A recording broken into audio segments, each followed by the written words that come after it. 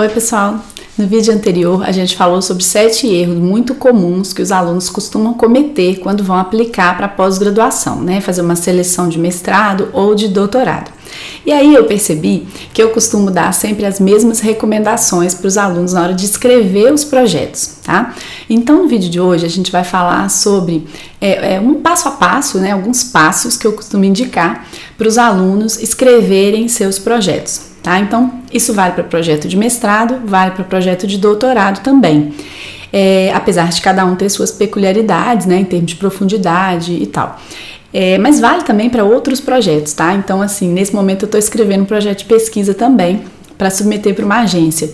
E eu confesso que eu também sigo esses passos, tá? Então, se esse assunto te interessa, não deixa de se inscrever no canal, porque a gente sempre tem esse tipo de conteúdo por aqui. Não deixa de curtir o vídeo e compartilhar com algum colega que está, nesse momento, escrevendo um projeto de mestrado ou doutorado para aplicar para uma pós-graduação, tá? Então, vamos lá. Vamos começar com os passos que eu costumo indicar para as pessoas, tá? Bom, primeira coisa, escolha a área. Parece óbvio, é óbvio. Né? Escolha a linha de pesquisa. E aí escolha o orientador e junto com o orientador escolha o tema, nessa ordem, tá? Então assim, parece óbvio, mas tem que começar pelo começo, né? Primeiro, escolher o programa. Já escolheu o seu programa de pós-graduação? Tem vários critérios que você pode usar para escolher o programa, né? Claro que a área, as perspectivas futuras de trabalho, a qualidade do programa, então escolher um programa que é nível 7 da CAPES, né, isso é uma coisa importante, nível 6, né, esse tipo de coisa. Mas dentro do programa tem várias linhas de pesquisa, então é bom que você participe de eventos, de seminários, do programa, dos grupos de pesquisa, e aí você tenha uma certeza da área que você quer trabalhar. Por que eu estou falando isso? Porque trabalhar durante 4 anos num doutorado num assunto que você não gosta, ou mesmo 2 anos no mestrado num assunto que você não gosta, que não te traz curiosidade, que não te motiva, é algo que tem uma grande chance de dar errado, né? Sem contar que você está investindo o seu tempo, a sua energia, o seu esforço em algo que vai te formar para uma carreira e obviamente que você quer ser feliz na sua carreira, tá? Então parece muito óbvio, mas é importante. Então, depois que você escolher a área, você vai olhar os professores que trabalham nesse tema, nessa linha que você tem interesse, e aí, junto com o orientador, você vai escolher o tema, tá? Isso é muito importante. Mesmo que o programa de pós-graduação não te obrigue a entrar com um orientador, né? Às vezes no mestrado, os programas não podem te exigir isso, que você já tem um orientador, você pode tentar sozinho. Mas é importante você saber, né? As linhas de pesquisa, o que o orientador faz, o que ele trabalha, quais equipamentos ele tem, que tipo de coisa você realmente conseguirá fazer no laboratório dele, tá? Então, muito cuidado com isso, porque eu já vi muitas vezes o aluno aplicar na seleção, chega lá com um projeto, às vezes até interessante, até bem escrito, mas quando a gente lê, a gente vê que aquele projeto não cabe naquele programa de pós-graduação, tá? Não tem ninguém que trabalha com isso lá, não tem ninguém que tem um determinado equipamento, então às vezes o projeto se torna inviável da forma como ele está escrito, da forma como ele está apresentado, tá? Então, cuidado com isso, não pule etapas, passe por cada uma dessas etapas antes de começar realmente a escrever o seu texto, tá? Bom, definido o tema, você vai fazer então um estudo desse tema, vai buscar as principais referências, tá? Então, assim, a gente não consegue escrever um texto, né, abrir uma página em branco, começar a escrever um texto sem ter lido, não é mesmo? Então, a gente precisa conhecer um pouco da literatura, um pouco dos outros trabalhos, o que já foi feito, identificar provavelmente uma lacuna, tá? E definir aí as suas questões de pesquisa. Quais são as questões que a sua pesquisa visa responder, né? Quais são as coisas que você quer descobrir que as pesquisas anteriores ainda não descobriram, tá? Então, isso é muito importante você começar por esse estudo, coletar algumas referências. Vão ser muitas? Vão ser todas? Não vão, tá? Você não está fazendo uma revisão da literatura sistemática, por exemplo, em que você tem que ter todos os artigos, né? Normalmente você tem um limite de páginas que é pequeno, 5 páginas, 6 páginas para apresentar um projeto, até 10 páginas, né? Você não vai escrever um projeto de 200 páginas, de 20 páginas também não.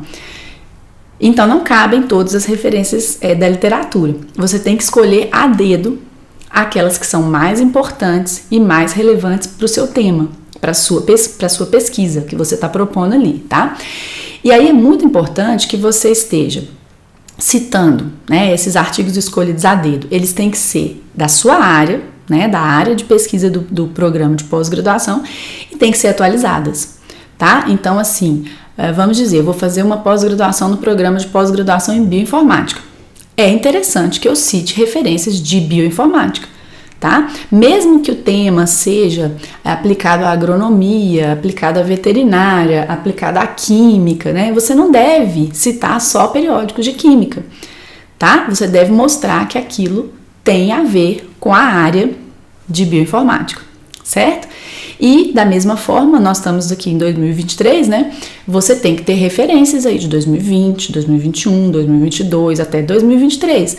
Não vale aquelas referências clássicas, ficar citando livros só, né, de bioquímica e tal, coisa de 20 anos atrás, tá? Então, cuidado com isso, porque isso mostra se o aluno sabe ou não sabe fazer pesquisa, né? Pesquisa bibliográfica. Então, o cuidado na escolha das referências reflete que você conhece a literatura, conhece as principais ferramentas de busca e sabe ler, sabe avaliar criticamente se uma referência, se um paper é útil ou não é útil para o seu trabalho, tá? Então, cuidado na hora de ficar citando coisas muito genéricas e não citar coisas realmente relacionadas com o tema que você se propõe a trabalhar. Então, vamos começar a escrever o texto. Não comece pela introdução, eu falei isso no vídeo anterior, tá? Que é um erro comum.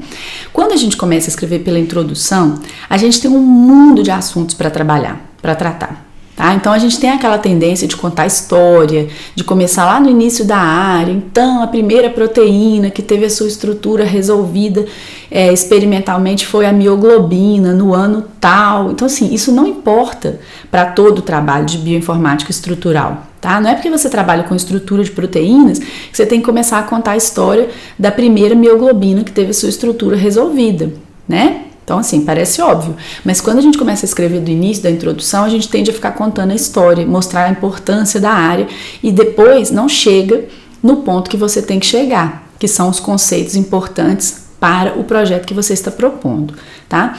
Então, o que eu gosto de fazer?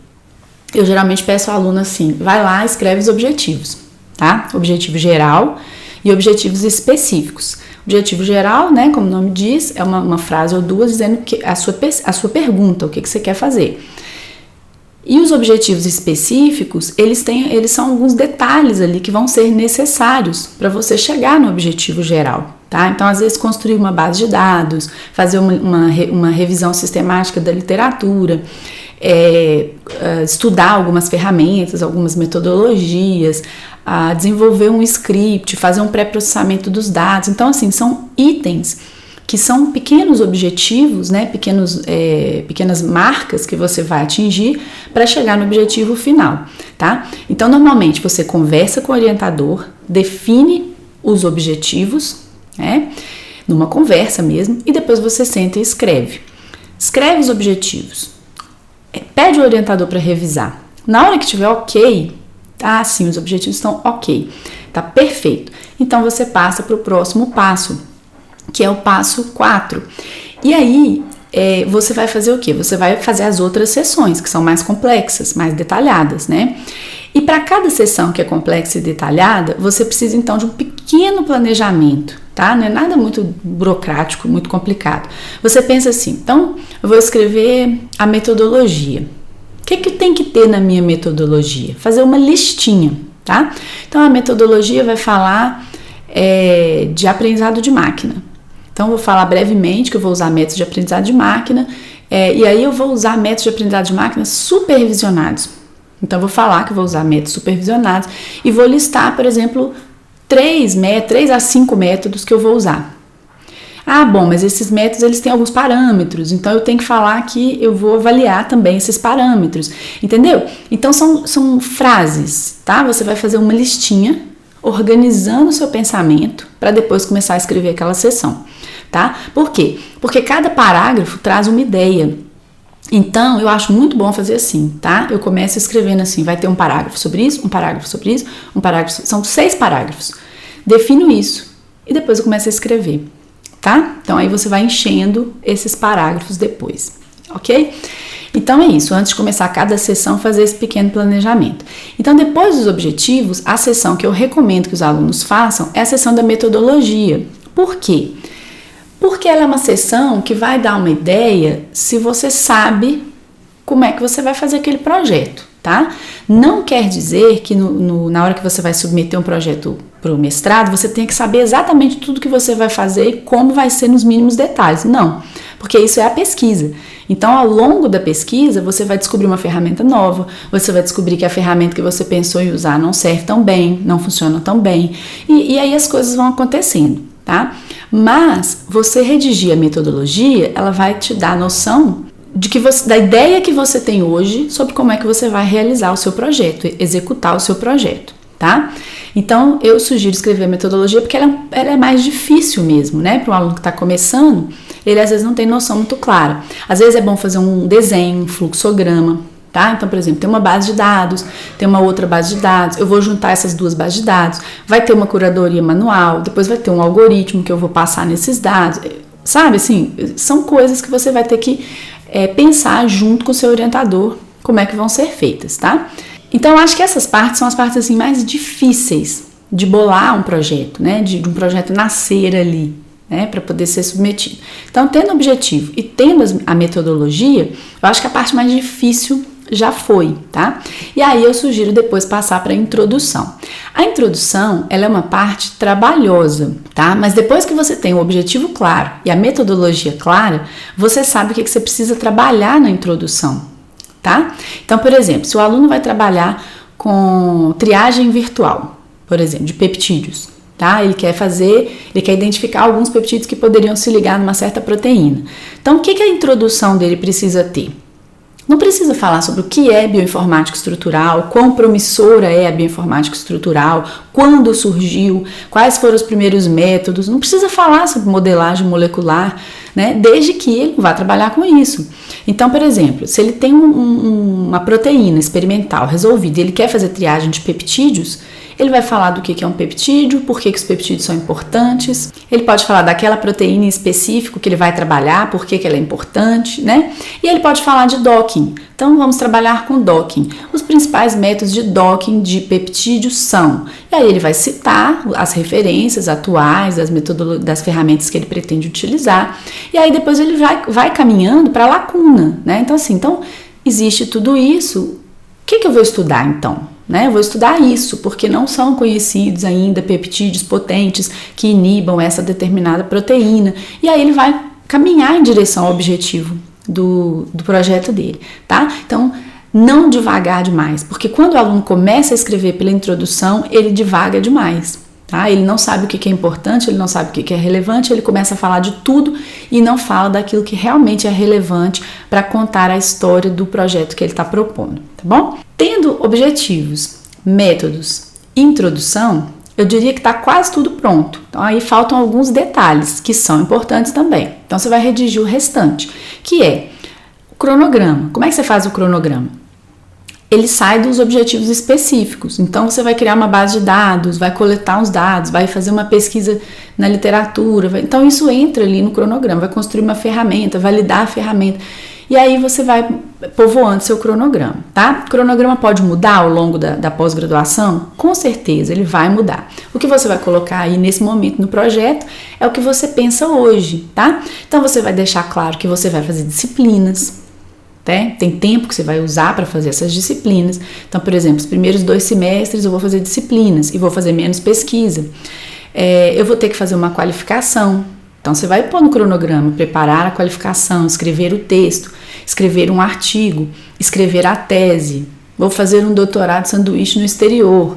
Então, ali é um planejamento, tá? Não quer dizer que você não vai mudar uma coisa ou outra ao longo do caminho, né? Os planejamentos são feitos para serem vivos e serem atualizados, mas você tem que apresentar um cronograma, tá?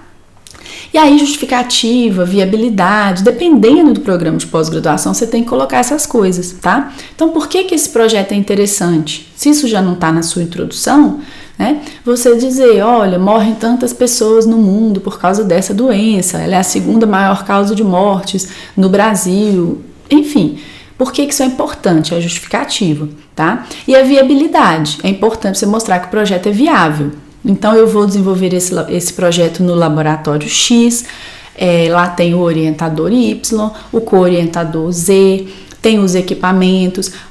O meu orientador tem um projeto de pesquisa aprovado, financiado com o código, que às vezes a gente coloca o código do projeto, né? O código tal. Porque senão, às vezes, a pessoa quando vai ler o seu projeto na banca, ela pensa assim, tá bom, o projeto é muito legal, é lindo, mas de onde é que vai sair o dinheiro para fazer isso?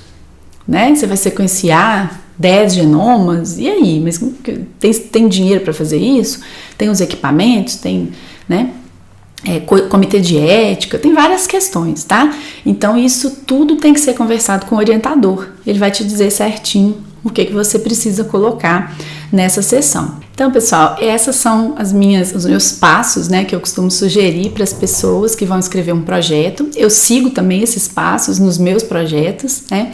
Espero que tenha sido útil. Então, gostaria de pedir para vocês não deixarem de curtir o vídeo, porque esse conteúdo chega para outras pessoas, né, que tenham essa necessidade também. Compartilha com os colegas que estejam pensando em fazer uma pós-graduação, que estejam perdidos aí.